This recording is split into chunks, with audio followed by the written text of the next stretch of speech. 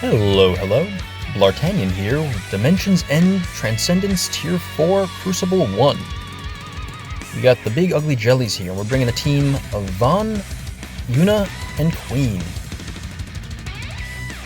Gonna go ahead and say straight up that I decided to kind of bring the big guns for this tier because, as you may know, I spent a bit of a fortune to obtain this damn burst weapon for Vaan, so you'd be darn sure I'm gonna use the damn thing. And I pulled Yuna in the first place to deal with kind of crappy debuff mechanics that we figured we'd see on our cycle, and well, I've been mostly able to get around that. This was a fight where I decided not to muck about. Before we get into this, please be sure to hit the like button if you haven't already. Consider hitting that subscribe button if you want to see more content like this. I know this is a bit of a meme, and I always feel a little insincere doing the shilling, but it does help out the channel quite a bit for for what it's worth. So anyway, I'd appreciate any support you throw my way. So, what do we got with this fight? This fight is it's those jellies. We hate those jellies. Every time they show up, I've seen them in every incarnation. You know, previous Transcendence, Garnet's Event, Garnet's a Lost Chapter, and they've sucked every time. Both mechanically and just they're ugly. Look at them; they're hideous. Gross. But this is arguably their most frustrating incarnation yet, because the orb there is a cleanse orb. And unlike last time we faced a cleanse orb with the Yuna and I guess debut story chapter fight, this one doesn't have like a ribbon kind of get around it type backup strategy you can use. Like, this is straight up, you have to be able to cleanse it. And what you're cleansing is some nasty debuffs. We got the HP poison, and we got Bane, which is basically functionally the same as the Rude Lost Chapter debuff. Basically, it's a Brave Freeze similar to Setzer, and that's just the worst. To that, and that's the reason why I was like, okay, I could try to do something cute with Balthier and Mog Call or something stupid. And I was like, you know what? No, I'm just bringing Yuna for this because that's a lot. It's also tanky as heck. This fight takes a long time. I tried doing a no BT run, basically swapping Vaan for core, and it was proceeding fine. Probably would have made turn count. I just got exhausted, and in the end was like, this isn't worth it, and peaced out basically.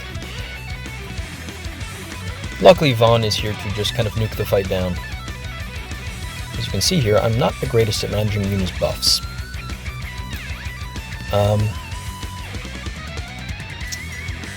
Something I will say in this fight's favor, compared to some other cleanse-based fights we've had in the past, the bosses are pretty consistent about debuffing you. The little ones down there, they use their recast pretty frequently, and it drops that HP poison on you. The big one throws them out, pretty regularly. You just saw it again. And having it show up so often is kind of a pain to begin with, but I guess as far as managing the orb, it's helpful.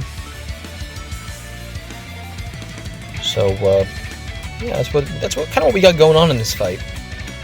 Unlike in a lot of kind of ad-based fights, you don't really want to kill the ads super duper quick. And you kind of never really do with this fight anyway, because it makes the guy gain a bunch of Brave and shit, the main one. But in this fight, you want to keep the ads around so that you have a reasonably consistent source of debuffs falling on you. Of course, the flip side of that is that more boss turns, if you're not playing a enemy phase style team, means more turns being blown for the turn count. So it's kind of a push-pull sort of situation,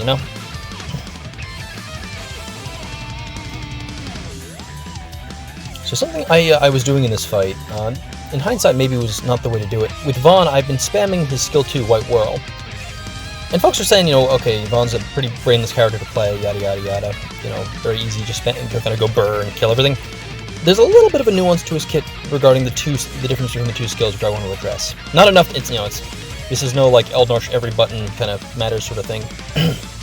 Maybe he's not the greatest example, but it is worth noting, with Vaan, his skill 1, Red Spiral, is better for single target because it has more HP dumps and it also refunds him afterwards, kind of setting him up for his next turn better.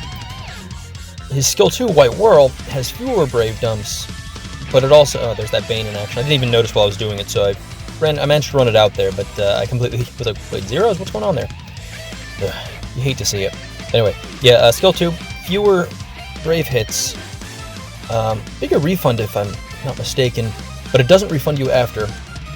It does splash damage and blind as well, though, so there's some small nuances kind of in terms of which one's the better thing to use. Here, I was spamming skill 2, thinking, okay, the splash will be a good way to kind of passively wear down the little slimes. Excuse me. But I'm not really sure if that was necessary. I probably could have gotten away with spamming skill 1 just to burn down the bigger slime faster. In any case, it ends up working out. Shockingly, I have not quite gotten to the point where I'm posting failed run attempts yet. But you can see here, I'm starting to figure like, wait a second, I should probably be just spamming red spiral at this point. The other guy's almost dead, so we might as well. There's also the small thing that each one, one provides a max brave buff, and the other skill 2 is a max brave buff, skill 1 is a attack buff. So technically, if you're trying to min-max his damage output, you kind of want to use both when you need to refresh them, but that's getting so in the weeds that I don't think it'll ever really be relevant. But yeah, once again, you can see me really starting to actually wind up the skill 1 there because it actually makes more sense. There we go, resetting the orb. And I'm trying to, again, keep that little slime alive as long as I can, just because it'll put off the big slime getting all huge and stuff. I think he gets damage reduction, I don't know, he gains a bunch of brave. In any case, we can afford to because, there we go. He's huge again. We're doing fine in terms of the orb, in terms of the turn count, so we have the wiggle room we needed. Let's bring out that Kurosame.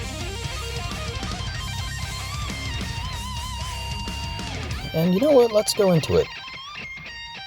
Like I said, I paid for the damn burst. I'm going to use the damn burst. Damn burst. So once again, at this point I finally figured out, wait a second, I'm going to do a whole lot more damage if I just spam red spiral on this guy. Case in point, nearly 1,000,000 damage from one button. I mean, there was a launch involved as well, but you know what I mean.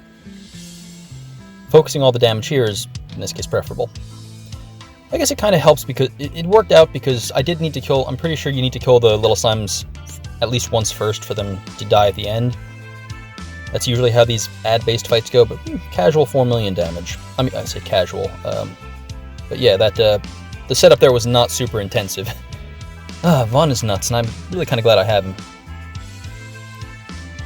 Okay, we're just kind of working our way through this guy. We're reasonably sure we're going to get debuffed, so we're okay kind of using those free turns there.